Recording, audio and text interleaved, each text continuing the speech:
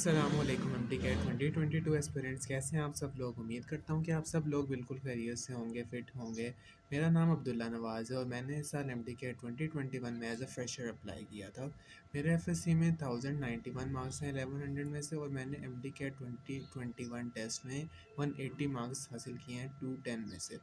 मेरा एग्रीगेट 91.9662% बना था यूएचएस में, और मैंने आरएमयू रावलपिंडी मेडिकल यूनिवर्सिटी में एडमिशन लिया।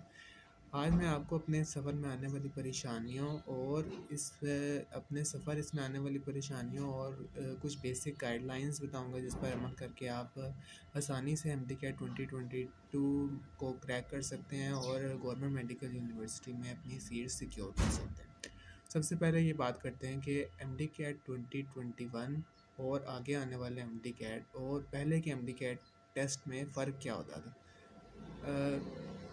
बताता चलूँ कि पहले ऐसा होता था कि हर सूबे में अपना अलग अलग टेस्ट होता था, और वो टेस्ट उनकी रिस्पेक्टिव यूनिवर्सिटीज़ कंडक्ट करवाती थी। जैसे कि पंजाब में UHS university of health sciences, Khyber Pakhtunkhwa में केएमसी खैबर मेडिकल कॉलेज, और हर बलूचिस्तान और सिंध में भी अपनी अपनी यूनिवर्सिटीज़ करवाती थी कि टेस्ट कंडक्ट। लेकिन अब पूरे पाकिस्तान में एक ही एम डी कैट होता है, जिसे हम नेशनल एम डी कैट कहते हैं, और वो एक ऐसी एजेंसी कंडक्ट करवाती है जिसका नाम है पीएमसी, पाकिस्तान मेडिकल कमीशन। और इस दफ़ा भी आपने देखा था कि एम डी कैट का टेस्ट कंडक्ट हुआ था 30 डेज़ के स्पैन में। लाइक 30 डेज़ सुबह और शाम, मॉर्निंग और इवनिंग शिफ्ट में टेस्ट होते रहे थे।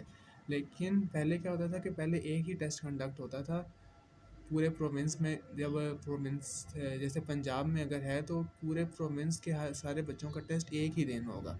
लेकिन अब क्या होगा कि 30 डेज़ के स्पैन में होगा टेस्ट कंडक्ट। और जैसे कि आप लोगों को पता होगा कि इस साल भी उन्होंने बता दिया है कि जो उन्होंने स्केड्यूल दिया था कि 15-15 डेज़ करके टेस्ट कंडक्ट होगा।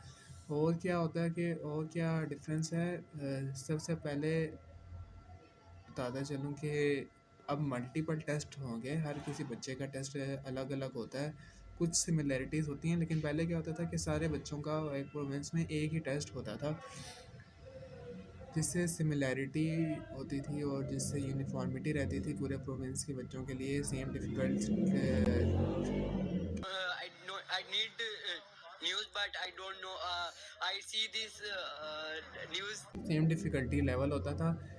और पहले पेपर पेन ओएमआर सिस्टम होता था, और लेकिन अब क्या हो गया है, कंप्यूटराइज्ड ऑनलाइन सिस्टम उन्होंने कर दिया है, जिससे आप टेस्ट दे के आते हैं सेंटर से। आप अपने सेंटर में जाते हैं, वो आपको टैब प्रोवाइड करते हैं, उसी पे आप टेस्ट कंडक्ट करते हैं। और वो टेस्ट जैसे ओएमआर शीट होती थी उस पे आपको बबल्स फिल करने होते थे, इस दफ़ा अब नहीं होता वो।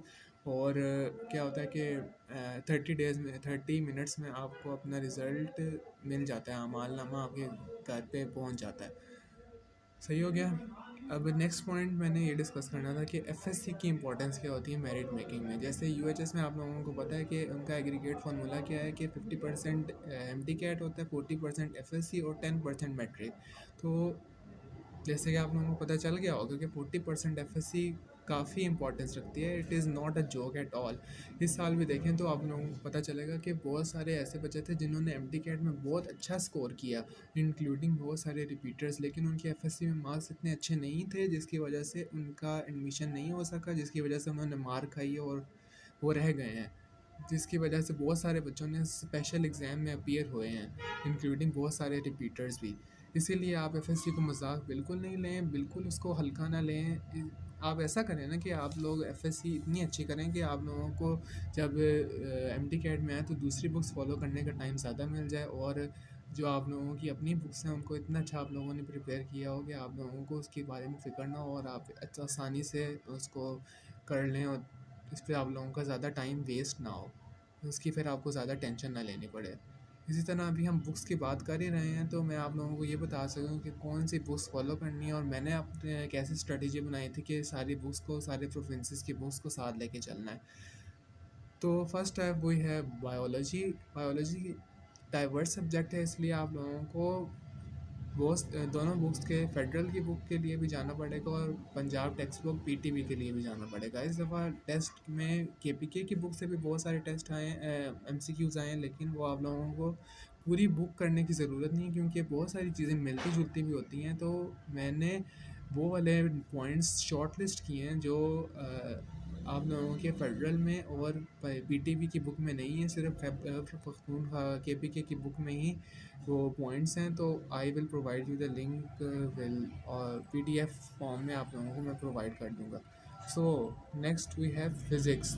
फिज़िक्स के लिए आप लोगों ने पीटीबी फॉलो करनी है। PTB is more than enough because it covers all things, all concepts PTB में मौजूद हैं। कुछ चीज़ें होती हैं, टेबल्स होते हैं, फेडरल बुक्स से करने होते हैं आप लोगों को, वो आप लोगों के टीचर्स या हम आप लोगों को साथ साथ गाइड करते रहेंगे। और एक बात मैं बताता चलूँ, फिज़िक्स में आप लोगों को होती हैं कैलकुलेशंस, न्यूमेरिकल्स और फार्मूला होते हैं। तो वो आप लोगों को जैसे पता है कि एमडी कैट में आप लोगों को कैलकुलेटर यूज़ करना अलाउ नहीं होता। तो आप लोगों ने अच्छे तरीके से उनको प्रैक्टिस करना है। आप लोग ऐसा करें कि अभी से कैलकुलेटर के बगैर प्रैक्टिस करना शुरू कर दें कि आप लोगों ने कैसे न्यूमेरिकल सॉल्व करने हैं। और I will provide you with the tips and tricks to follow the to solve the numericals without the calculator, and I will also provide you with the link। और शॉर्ट लिस्टेड मैंने formula की list बनाई हुई है तो वो भी आप लोगों को मिल जाएगी। For chemistry PTB is more than enough. PTB covers all the things. कुछ टॉपिक्स इसमें भी ऐसे होते हैं कि फेडरल की बुक से करने होते हैं, वो सिलेबस से ही आप लोगों को अंदाज़ा हो जाता है कि ये चीज़ें फेडरल से करनी है। और वो बाकी सारा आप लोगों ने मेनली जो होती है वो पीटीबी की बुक को फॉलो करना होता है। वो जो होंगे एक्स्ट्रा चीज़ें वो आप लोगों को साथ साथ सीनियर से आप लोग पूछ लें, आप लोगों के टीचर्स आप लोगों को अच्छे तरीके से गाइड कर देंगे। So next we have English. So English is more of application of rules, and वो रूल्स आप लोगों को ज़ुबानी याद करने होते हैं, आप लोगों की फिंगर टिप्स में होने चाहिए। इसके लिए मैंने जो फॉलो की थी, मैंने किप्स की बुक फॉलो की थी और उसका लिंक भी आप लोगों को फराहम कर दिया जाएगा। Now moving on, next is time management. जैसे कि आप लोगों को पता है कि अभी टाइम कम है और मुकाबला सख्त है। टाइम आप लोगों ने वेस्ट बिल्कुल नहीं करना, बिल्कुल भी नहीं करना। मैं मानता हूँ कि सोशल मीडिया जो है इसको नहीं, मैं भी अपनी भी बात करूँगा। मैंने भी जब एमडी कैट होना था मेरा भी, तो मोबाइल यूज़ करते थे, लेकिन टाइम कम कर दें। थोड़ी देरों की बात है, सोशल मीडिया बिल्कुल नहीं छोड़ा जाता, मैं मानता हूँ, but still minimise that time waste as much as you can. You are destroying your future by your own hands. तो जब भी मेरा दिल करता था कि मैं फ़ेसबुक देख लूँ, यूट्यूब देख लूँ और स्क्रोलिंग कर लूँ, इंस्टाग्राम देख लूँ, फ़ोटोज़ दूसरे लोगों के इवेंट्स देख लूँ, तो मेरे दिमाग में सिर्फ यही सर की एक बात, मेरे सर थे केमिस्ट्री के, उनकी ये बात याद आती थी कि your lack of commitment and dedication towards your studies and attraction towards distractions such as mobile phone या social media is an insult to the people who believe in you, who trust you। तो that says it all। सही है। और पहले पहले जो हमारी होती थी क्लासेस एमडी कैट की, वो ऑनलाइन होती थी। मैंने पैरेलल प्रेप ज्वाइन किया था एफएससी के साथ ही एमडी कैट की प्रिपरेशन। तो उसमें क्या होता था कि हमारी क्लासेस होती थी ऑनलाइन। तो मेरे फादर कहते थे कि तुम मेरे पास आके बैठ के वो कहते थे कि भैया आप लैपटॉप देख रहे हो, इसकी स्क्रीन आपकी तरफ होती है, हमें नहीं पता कि आप क्या कर रहे हो, आप जो भी कर रहे हो आप खुद कर रहे हो, आपको पता है कि आप लेक्चर ले रहे हो, क्या कर रहे हो, यूट्यूब देख रहे हो, वीडियोस देख रहे हो, गेम्स खेल रहे हो। तो आपका फ्यूचर अपने हाथ में, हमारा तो कुछ नहीं होगा, आपने अपना फ्यूचर खुद बर्बाद नहीं करना, बस आपने अपना नुकसान नहीं करना। And that for me says it all. Okay, that is a big thing for me कि मैं देखूँ चीज़ें, वीडियोस बाद में देख लेंगे ना जब टाइम होगा। देखें अभी 5 महीने हो गए हैं, कॉलेज स्टार्ट नहीं हुआ, उसमें हम क्या कर रहे हैं, यही वीडियोस वगैरह देख रहे हैं, बोर हो रहे हैं। तो थोड़ी देर छोड़ दें और बाद में आप लोग बेशक देखते रहें, जितना मर्ज़ी देखना है आप लोगों ने। अच्छा जी, आगे चलते हैं कि ये मैंने पॉइंट्स रखे हुए हैं, आप लोग देख कह रहे होंगे कि बार बार नीचे देख रहे हैं। अच्छा जी, आगे चलते हैं। तो मैंने आप लोगों को कुछ बेसिक गाइडलाइंस देनी थी, कुछ बेसिक बातें बतानी चाहिए जो बहुत सारे बच्चों को पहले नहीं पता होती, जिनकी वजह से उनको नुकसान उठाना पड़ता है थोड़ा बहुत। तो first of all pattern and syllabus. तो सिलेबस आप लोगों को मिल जाएगा, वो कह रहे हैं कि 25 जनवरी को सिलेबस आना है, बट वी विल सी। और पैटर्न चेंज हुआ था पिछले साल। बायोलॉजी के 68 एमसीक्यूज़ एंड केमिस्ट्री फिजिक्स के 56 एमसीक्यूज़, इंग्लिश के 20 एमसीक्यूज़ एंड लॉजिकल रीजनिंग के 10 MCQs, giving rise to the total of 210 MCQs and each MCQ carry 1 marks, so we have 210 marks as well. और syllabus के बारे में एक बात बतानी थी कि आप लोगों ने सिलेबस को इतना पागलों की तरह नहीं फॉलो करना कि जो सिलेबस में लिखा है वही टॉपिक करूँगा, उसके आगे पीछे मैंने कोई टॉपिक नहीं करना। तो आप ने सिलेबस के आगे पीछे कोई टॉपिक कर लें, क्योंकि बहुत सारे एमसीक्यूज आए हुए हैं अगले पिछले टॉपिक से कि बच्चे कहते थे ये सिलेबस में टॉपिक है तो ये वाला नहीं है। मतलब कुछ चीज़ें होती हैं ना को रिलेटेड एमसीक्यूज़ की तरह वो पूछ लेते हैं, तो वो लेकिन आप लोगों ने करना है। मैं आप लोगों को वो टॉपिक्स भी बता दूंगा कमेंट्स में, आप लोगों को पूछ लें। Then secondly we have types of MCQs. So basically there are 5 types of MCQs जो MDCAT में आप लोगों को ध्यान में रखने होते हैं, जो MDCAT टेस्ट में आते हैं। First of all we have informative MCQs। Informative MCQs ऐसे MCQs हैं कि अगर आपने पढ़ा हुआ है, आप लोगों को याद है, रट्टा काम कर रहा है तो सही है, यानी कि अगर आता है तो आता है, नहीं आता तो नहीं आता। जैसे डेट पूछ लें डिस्कवरी की, वो पूछ लें साइंटिस्ट का नाम पूछ लें कि इसने क्या डिस्कवर किया था, कब डिस्कवर किया था, ठीक है, रट्टा बेस्ड जो चीज़ें होती हैं। दूसरा है कॉन्सेप्चुअल एमसीक्यूज़। कॉन्सेप्चुअल एमसीक्यूज़ वो होते हैं जो आप लोगों के कॉन्सेप्ट्स बेसिक आप लोगों की क्लियर हो, आप लोगों के कॉन्सेप्ट्स अगर क्लियर हो तो वो आराम से हो जाते हैं। देन कम्स तीसरे होते हैं को रिलेटेड एमसीक्यूज़। को रिलेटेड एमसीक्यूज़ वो होते हैं जो एक टॉपिक के एमसीक्यूज़ को दूसरे टॉपिक के साथ वो जोड़ देते हैं। जैसे एनिमल्स हैं तो उनके सर्कुलेटरी सिस्टम को जोड़ देंगे, उनके ट्रांसपोर्टेशन वगैरह, एक्सचेंज ऑफ गैसेस। तो ये थोड़े ट्रिकी होते हैं, बट अगर सही तरीके से आप लोगों ने पढ़ा हुआ है तो you can do it. Fourth होते हैं numericals, mathematics, calculations, tips and tricks. तो वो भी आप फिज़िक्स में आते हैं, केमिस्ट्री में आते हैं। और the fifth one and the last one is statemental MCQs. For example वो जो पूछ लेते हैं कि which of the following is statement is true, which of the following statement is wrong, which of the following is true about arthropods. Okay, तो इस तरह के एमसीक्यूज ट्रिकी होते हैं क्योंकि बहुत सारा टाइम कंज्यूम करते हैं, और अगर आप लोगों की कंसंट्रेशन आप लोगों ने देनी होती है इनको, अगर आप लोगों ने सही से नहीं पढ़ा कुछ तो दैट विल हार्म यू। और अगर आप लोगों ने एक पॉइंट को अगर सही तरह से कंसंट्रेट नहीं किया, एक लफ्ज़ छोड़ दिया, तो वो भी आप लोगों का एमसीक्यू गलत हो जाएगा, ठीक है। और अगला पॉइंट जो है वो है hard study versus smart study. तो इसमें मैं आप लोगों को एग्जांपल से समझाता हूँ कि एक बच्चा है, वो क्या कर रहा है कि वही टॉपिक बार बार करे जा रहा है जो उसको बहुत अच्छे तरीके से आता है, और वो नहीं कर रहा वो जो उसको जिसमें वो लैग कर रहा है, पीछे रह रहा है। तो what is he doing, he is studying hard but not in a smart manner, ठीक है। और कुछ लोग होते हैं वो एमसीक्यूज़ की प्रैक्टिस करते जाते हैं लेकिन बुक से नहीं पढ़ते, सेल्फ स्टडी नहीं करते। तो फ़ायदा क्या, आप कुछ और कर लें फिर, इसके ये ना करें फिर, ठीक है।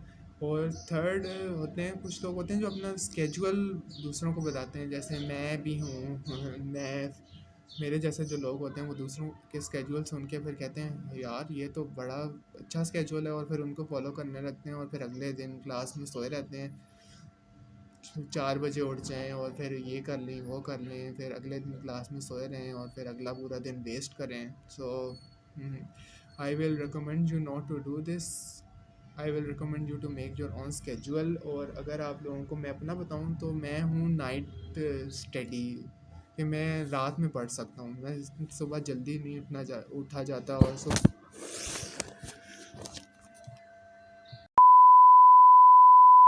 A few moments later. Okay, so I was talking about my schedule. जैसे कि मैंने आप लोगों को एक और बात मैं बताता चलूँ कि I am a night person and मुझसे सुबह नहीं पढ़ा जाता, सुबह जल्दी नहीं उठा जाता, इसलिए मैंने फिर रात को ज़्यादा पढ़ लेता था। 1 to 2 is my limit basically. और सुबह फिर आराम से उठ के अकेडमी जाके और फिर टीचर्स के लेक्चर्स आप लोगों ने अच्छे तरीके से सुनने हैं, और फिर आप घर आके मैं अपना सेल्फ स्टडी कर लेता था। और एक और बात आप लोगों को ये ध्यान में रखनी है कि आप लोगों ने जैसे एक चीज़ पकड़ के बैठ गए तो फिर एक मतलब 3-4 घंटे उसी जगह पे ना बैठे रहें। Give yourself small breaks in between your studies. Okay. सही हो गया। तो नेक्स्ट पॉइंट है हमारा academy. Speaking of academy, it is not completely necessary but it is beneficial. ठीक है, जो फ्रेशर्स हैं वो ज्वाइन कर लें, जो रिपीटर्स हैं वो बेशक ना ज्वाइन करें अगर उन्होंने पहले की हुई है, so they have experience, they mostly do self study. लेकिन अगर आप लोगों फ्रेशर हैं तो I will recommend to join academy and listen to your teachers lectures and make notes shortlisting. There are many academies to take into account like KIPS है, steps है, stars है, और जो आप लोगों को अच्छी लगती है सारी बहुत अच्छी हैं, जो आप लोगों को सही लगती है वो आप ज्वाइन कर लें। नेक्स्ट अब वी हैव प्रैक्टिस मटेरियल। बहुत सारे प्रैक्टिस मटेरियल मिल जाते हैं ऑनलाइन, अकेडमीज़ की बुक्स भी मिल जाती हैं, उनकी अपनी किप्स की, स्टार्स की, स्टेप की, और बहुत सारे ऑनलाइन प्लेटफॉर्म्स हैं। For example Saeed MDCAT, Facebook पे ग्रुप्स होते हैं, wise code. If you want the links I will provide that too. Next come on inspiration and motivation. तो मेरे लिए सबसे बड़ी एग्जांपल और इंस्पिरेशन है मेरे नाना अबू, my grandfather from my mother side. He always tell me the hardship of his life and how the difficulties he faced in life है एंड ही ओवरकम देम। और नेक्स्ट वी हैव मेरी नानो थी, वो जब भी कोई अचीवमेंट होती थी मेरी, मैं जाके उन्हें बताता था और बहुत खुश होती थी, और उनकी smile is the best for me. और अब नहीं है वो मेरी इस साथ इस दुनिया में, but I miss her and I love हर। और मेरे दादा अबू थे और जो कहते थे कि अल्लाह तुम्हें, हम जिंदा हों तुम्हें देखने अवसर बनते हुए, and he is also not with me too but it's okay. And summing up, the feeling of proud, warm hugs and happy tears in the parents of your, in the eyes of your elders and your parents, and is everything. Next a very very important aspect जो आप लोगों को face करना ही पड़ता है वो है panic, stress, depression and anxiety.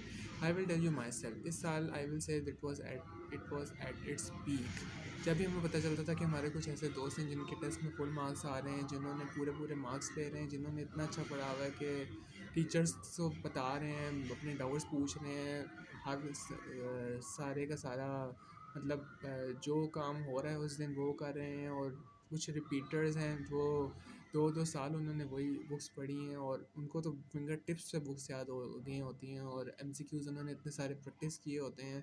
तो जब उनका पता चलता था कि वो भी फ़ेल हो रहे हैं और उनके कम मार्क्स आ रहे हैं, तो मतलब बंदे को लगता था, ये बात तो दिमाग में आती है बंदे की कि मेरा क्या होगा, और कि मैं कर पाऊँगा कि नहीं कर पाऊँगा। तो मेरे साथ भी बहुत सारा होता था। तो उस वक्त मैं क्या करता था कि बस मेरे मतलब टेस्ट होता था अगले दिन, लेक्चर जो उस दिन होते थे वो आप लोगों ने प्रिपेयर करने होते थे, तो मैं उनको छोड़ के बस अल्लाह मियाँ से बातें करता था, और I use to cry my heart out. और that for me is the best healing power और relief and stress buster I will say. और आप लोगों को यही कहूँगा कि अल्लाह मियाँ से अपना कनेक्शन कायम रखें और नमाज़ पढ़ें, और 5 वक्त की नमाज़ पढ़ने के साथ साथ आप लोग सलात हाजत भी पढ़ें, क्योंकि आगे जो है बच्चे तो मेहनत करते हैं, बहुत सारे बच्चों ने आप लोगों से ज़्यादा भी मेहनत की होगी, लेकिन आगे जो काम है वो लक और किस्मत पे भी आ जाता है और बहुत बड़ा हाथ होता है।